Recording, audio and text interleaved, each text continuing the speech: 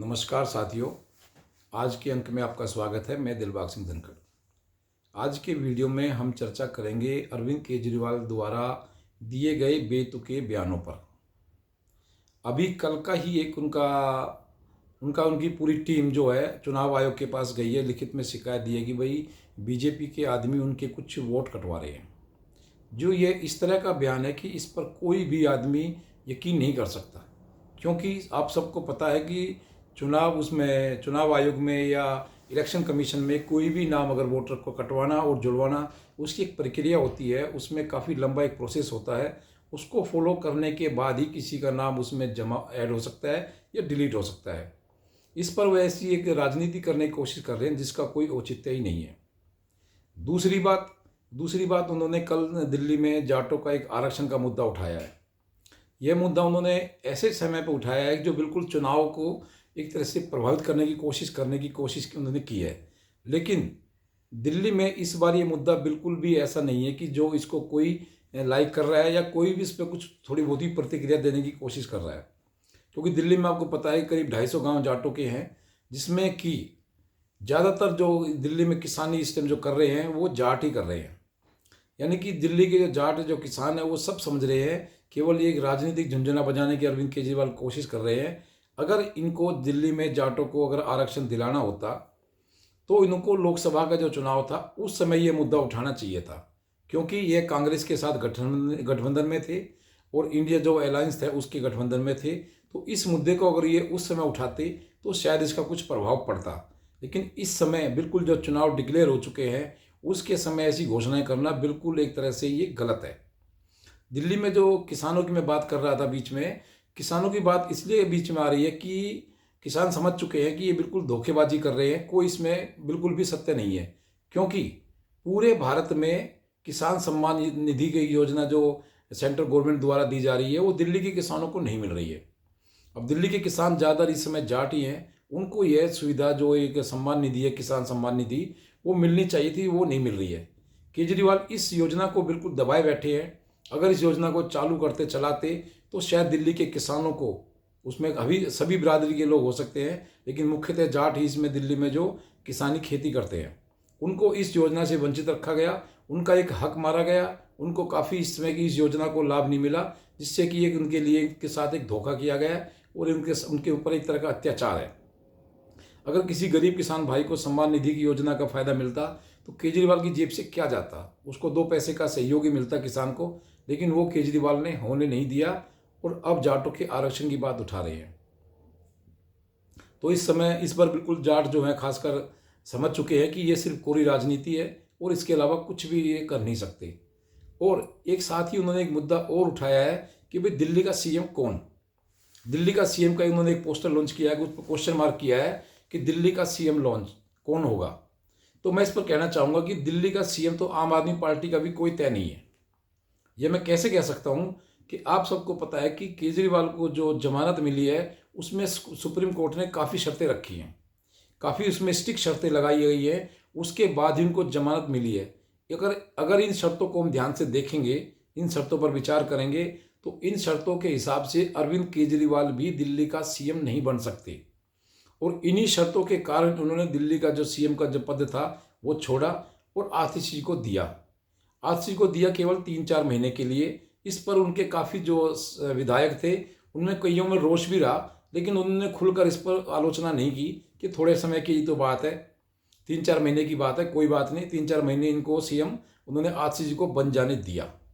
लेकिन अगर फर्ज करो, पहले तो मुझे लगता नहीं किसी भी कीमत पर कि आम आदमी पार्टी इस बार दिल्ली में चुनाव जीत जाएगी, लेकिन अगर किसी वजह से दिल्ली के भाग को छीका फूट गया, दिल्ली में आम आदमी पार्टी दोबारा से अगर सत्ता में आती है तो उनके पास भी कोई सीएम का चेहरा नहीं है, उनका भी कोई सीएम आप नहीं कह सकते कि दिल्ली का कौन सीएम होगा।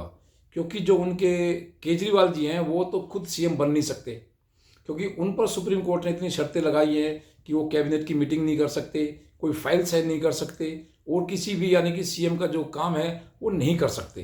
तो इस सेक्रेटरीट तक वो नहीं जा सकते। तो बताइए सीएम का काम वो कैसे करेंगे, कैसे सीएम की सीट पर रह सकते हैं। अगर फिर भी उन्होंने सीएम की सीट पर बैठने की कोशिश की तो मुझे लगता है कि दिल्ली का जैसे पीछे विकास रुका था, आगे और ज़्यादा बुरा हाल दिल्ली का हो जाएगा। अभी चुनाव के समय में थोड़ा सा काम इन्होंने कुछ करने की कोशिश की है, लेकिन चुनाव होने के बाद तो ये बिल्कुल फ्री हो जाएंगे और कोई भी काम नहीं होगा। और अगर आतिशी जी को दोबारा से सीएम बनाएंगे तो मुझे लगता है कि इनके जो सीनियर विधायक हैं, मनीष सिसोदिया है, संजय सिंह है, या सौरभ भारद्वाज है, या और भी कई जो विधायक हैं जो 3-3 बार जो एमएलए बन चुके हैं, वो कभी भी नहीं चाहेंगे कि आतिशी जी को दोबारा से सीएम बनाया जाए। तो इस प्रकार मैं कहता हूं कि आम आदमी पार्टी का भी कोई सीएम का चेहरा आप निश्चिंत नहीं है, ये मान के चलिए। और खासकर मैं तो एक बात और कहना चाहता हूं कि अगर वो जैसे कहते हैं कि बीजेपी का सीएम का चेहरा कौन, तो मैं तो इसमें ये बात कहना चाहूँगा कि अरविंद केजरीवाल जैसा दागदार चेहरा भी दिल्ली को नहीं चाहिए, जिसके चेहरे पर इतने करप्शन के दाग हो, भ्रष्टाचार के दाग हो। हमें भी दिल्ली वालों को ऐसा दागदार चेहरा, इतना गंदा चेहरा हमें नहीं चाहिए, जो दिल्ली की राजनीति, दिल्ली की जो व्यवस्था है, बिल्कुल बर्बाद कर दी। अब इसमें थोड़ा सा मैं एक चीज़ और जोड़ना चाहूँगा कि आम आदमी पार्टी के जो नेता है, वो खासकर जो उन्होंने एक जो योजना चलाई थी, संजीव योजना, या जो महिलाओं के लिए जो उन्होंने 2100 रुपये की योजना चलाई थी, उसकी काट में कांग्रेस ने एक बहुत बड़ा दांव चलाया। कांग्रेस ने बोला है कि भाई हम जो अगर अरविंद केजरीवाल 2100 रुपये दे रहे हैं, उसकी बजाय हम 2500 रुपये देंगे महिलाओं को। तो इस बार ये देखने को मिल रहा है कि पैसे के दम पे ही राजनीति करने की कोशिश की जा रही है। महिलाओं को जैसे 2100 की बात ये कर रहे हैं, कांग्रेस 2500 की बात कर रही है। इससे क्या होगा कि जो दिल्ली का जो वोटर्स है, उसमें कन्फ्यूज़न हो जाएगा। भाई ऐसे अगर पैसे की राजनीति पे ही अगर दिल्ली में विकास चुनाव होंगे तो आगे क्या विकास होगा। वैसे ये बिल्कुल घोषणा, कोरी घोषणा है, इसमें कोई भी दम नहीं है, क्योंकि केजरीवाल पहले भी इस घोषणा को पंजाब में लागू कर चुके हैं और वहाँ अब तक, आज तक वहाँ तक केवल 1000 रुपये महीने देने की बात थी। 3 साल से आज तक वहाँ की महिलाओं को वो 1000 रुपये नहीं दे पाए हैं। तो दिल्ली जैसे छोटे राज्य में जो पहले ही घाटे में चल रहा है, उसको 2100 रुपये महीना कैसे दे सकते हैं। तो इस प्रकार देखा जाए तो ये योजना भी बिल्कुल उनकी कोरी ही होगी, इसमें कुछ भी दम नहीं है। अभी जो बार बार केजरीवाल जी को दिल्ली के जो जाट याद आ रहे हैं, इनको एक चीज़ का डर और भी लग रहा है। इनको डर लग रहा है जो इसमें जो प्रवेश वर्मा जो उनके जो खिलाफ खड़े हैं, उनको लेकर के उनको ये लगता है कि अगर प्रवेश वर्मा जी चुनाव जीत गए, या दिल्ली के जो करीब काफ़ी दिल्ली वेस्ट में या दिल्ली के नॉर्थ में काफ़ी गांव जाटों के हैं, अगर वहाँ से 15-20 सीट निकल कर आ गई, तो इस बार जो सीएम है दिल्ली के, वो प्रवेश साप सिंह वर्मा जी हो सकते हैं। तो वो इसको, इन वोटों को काटने की कोशिश करने के लिए इन्होंने जाटों का आरक्षण का एक पैंतरा फेंका है, जो बिल्कुल किसी भी तरह से जाट इसको बिल्कुल भी लायक नहीं कर रहे हैं, ना इसको कोई महत्व दे रहे हैं। तो इस प्रकार देखने में ये आ रहा है कि दिल्ली की जो इसमें जो केजरीवाल है, वो बिल्कुल चारों तरफ से घिर गए हैं और अपनी वो छोटे बयानबाजी कर रहे हैं। अब इन्होंने बीच में बोला भाई अब मैं तो जेल में चला गया था, और दिल्ली की जो बिजली की जो व्यवस्था है उसमें पता नहीं कैसे इन्होंने क्या कर दिया, लोगों के जो बिल आ रहे हैं। अब ये बयान भी ऐसा लग रहा है आपको जैसे किसी बच्चे ने बयान दे दिया हो। कोई भी इस बयान पर यकीन नहीं कर सकता, क्योंकि सरकार तो उन्हीं की थी, सत्ता तो उन्हीं की थी, मंत्री तो उन्हीं के थे। तो कोई भी मंत्री के बिना बिजली विभाग में कैसे कोई फेरबदल कर सकता है, बीएसएस में कैसे कोई फेरबदल कर सकता है। तो इस बार आम आदमी पार्टी का जो ये बेतुके बयान जो चल रहे हैं, इससे बिल्कुल इनकी जो एक धरातल पर जो स्थिति है बिल्कुल सामने आ रही है। क्योंकि अब तक केजरीवाल ने जितने भी इलेक्शन लड़े थे, उन पर कोई किसी प्रकार का दाग का, ऐसा करप्शन का, भ्रष्टाचार का दाग नहीं था। लेकिन इस चुनाव में, 2025 के चुनाव में, जो करीबन जो 2020 के बाद से जो चुनाव हुए हैं, इस पर केजरीवाल जो चुनाव होने जा रहे हैं, इस पर केजरीवाल जी पर काफ़ी आरोप लगे हैं। घोटाले के जो करप्शन, जो घोटाला इन्होंने किया शीश महल का, वो कोरोना के टाइम पे किया, जिस समय पूरी दिल्ली अपनी जान बचाने के लिए लोग लगे हुए थे। उस समय इन्होंने अपने मकान को एक आवश्यक उसके कार्य के अंदर डाल करके अपना मकान का काम कराया, जो कि पूरी पब्लिक, पूरी जनता इसको बहुत गलत मानती है, और इससे इनकी छवि काफ़ी खराब हुई है। दूसरा, इन्होंने उसी समय, जब कोरोना का समय था, उसी समय इन्होंने एक दारू की, शराब की स्कीम भी दिल्ली में लेके आए। बताइए, एक बोतल के साथ एक बोतल देने का उस समय चल रहा था। यानी कि पूरी दिल्ली को बिल्कुल ये शराब में डुबोने की इन्होंने पूरी कोशिश की, और काफ़ी लोग इस चीज़ में डूब भी रहे थे, पूरा समाज बर्बाद भी हो रहा था। उस समय भी इन पर जो ये जो आरोप लगा है, उसी घोटाले में ये जेल में भी गए, और वही आरोप में सुप्रीम कोर्ट ने इनको बहुत सख्तों के साथ इनको जमानत दी है। तो इस प्रकार केजरीवाल इस समय जो अपने भ्रष्टाचार के आरोपों में घिरे हुए हैं, वो उनके आगे आने वाले समय में बहुत ज़्यादा दिक्कत होगी। और दिल्ली की जनता, दिल्ली का जो एक वोटर्स है, वो बहुत जागरूक वोटर है। जो जागरूक वोटर इसलिए है क्योंकि केजरीवाल को भी उन्होंने जब दिल्ली में लेके आए थे वो कांग्रेस के घोटाले की वजह से लेके आए थे, जिससे कि दिल्ली में जो आम आदमी पार्टी की सरकार 3 बार बन चुकी है। लेकिन इस बार आम आदमी पार्टी खुद अपने इतने घोटालों में घिरी हुई है कि उनका बचना शायद मुझे लगता है इस बार मुश्किल है। कांग्रेस इसमें थोड़ा सा अगर जोर और लगाए तो शायद बिल्कुल भी आम आदमी पार्टी किसी भी दम पर नहीं आ सकती।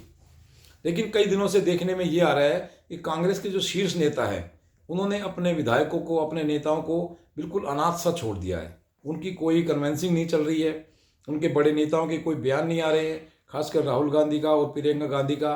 तो इस चुनाव में बिल्कुल ऐसा लग रहा है जैसे वो बिल्कुल इससे दूर रहना चाहते हैं।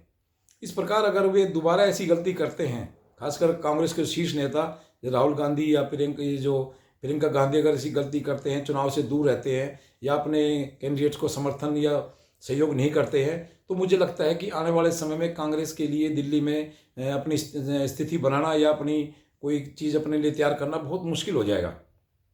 उनके जितने भी विधायक जो कैंडिडेट्स हैं चुने, जो इलेक्शन जो लड़ रहे हैं, चुनाव लड़ रहे हैं, उन सब की कोशिश ये है कि उनके बड़े नेता उनके दिल्ली में प्रचार करें उनके लिए, ताकि वो एक अच्छी मजबूती से चुनाव लड़ सकें। हालांकि संदीप दीक्षित जी काफ़ी कोशिश कर रहे हैं, बहुत मजबूती से वो चुनाव लड़ रहे हैं अरविंद केजरीवाल के खिलाफ। और भी काफ़ी नेता जो हैं, जो भी चुनाव लड़ रहे हैं, काफ़ी मजबूती से चुनाव लड़ रहे हैं। लेकिन अगर थोड़ा सा इसमें शीर्ष नेताओं का सहयोग मिल जाए तो मुझे लगता है कि इस बार आम आदमी पार्टी की जो है राह और भी कठिन हो जाएगी, क्योंकि आम आदमी के पास जो वोटर्स हैं वो कांग्रेस का ही वोटर स्लिप होकर उधर गया है। अगर आम आदमी पार्टी पे से कांग्रेस ने अपना वोटर थोड़ा भी ले लिया तो कांग्रेस की इस बार इस मजबूती से आम आदमी पार्टी का ग्राफ काफ़ी नीचे चला जाएगा और बीजेपी इस चुनाव में बिल्कुल बहुत अच्छी तरह से जीत जाएगी। इस बार एक चीज़ देखने में और भी आ रही है कि दिल्ली के जो मुस्लिम वोटर हैं वो भी थोड़ा कंफ्यूज हैं। दिल्ली के मुस्लिम वोटर इस बार थोड़ा कंफ्यूज किस वजह से है कि उनको लग रहा है कि शायद आम आदमी पार्टी इस बार सत्ता में ना आ पाए, तो इस वजह से वो सोच नहीं पा रहे हैं, डिसीजन नहीं ले पा रहे हैं कि वो वोट किसको करें। क्योंकि इस बार आम आदमी पार्टी का ग्राफ काफ़ी गिरा हुआ है, करप्शन के घोटाले में वो घिरे हुए हैं। तो मुझे लगता है या उनको भी लगता है कि इस बार आम आदमी पार्टी का आना थोड़ा सा असमंजस है, इस करके मुस्लिम वोटर थोड़ा कंफ्यूज है। हो सकता है इस बार कुछ मुस्लिम वोटर कांग्रेस की तरफ भी डाइवर्ट होगा, जिससे कि आम आदमी पार्टी का जो एक जीतने का जो एक थोड़ा सा मंत्र है वो शायद कमज़ोर पड़ेगा और इसमें बीजेपी शायद सत्ता में इस बार दिल्ली में आ जाए। तो इस बार देखना होगा कि आम आदमी पार्टी की तरफ से और क्या क्या बेतुके बयान आते हैं और कौन इनका दिल्ली जो सीएम का चेहरा हो किसको बताते हैं। क्योंकि मुझे नहीं लगता कि किसी भी शर्त पे जो केजरीवाल है वो दिल्ली के मुख्यमंत्री सीएम चेहरा हो सकते हैं, क्योंकि कानून चुनाव व्यवस्था एक तरफ है और न्यायालय एक तरफ है। न्यायालय ने जिन शर्तों पर उनको जमानत या बेल दी है उन शर्तों के हिसाब से वो कभी भी दिल्ली का सीएम चेहरा नहीं बन सकते और ना ही कभी सीएम बन सकते हैं। और आज के इस अंक में इतना ही। आप इस वीडियो को लाइक शेयर सब्सक्राइब करें। आपका बहुत बहुत धन्यवाद।